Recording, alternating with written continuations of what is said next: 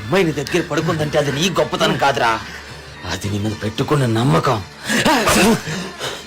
ఆ నమ్మకాన్ని మోసం చేసిందే కాకుండా ఇంకా నీచంగా మాట్లాడతావా?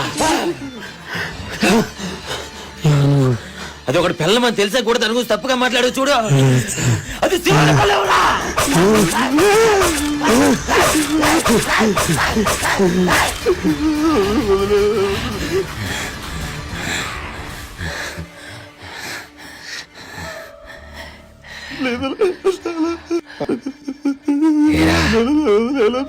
ఇంకా జడ్న కొడుకు కనిపిస్తున్నానా?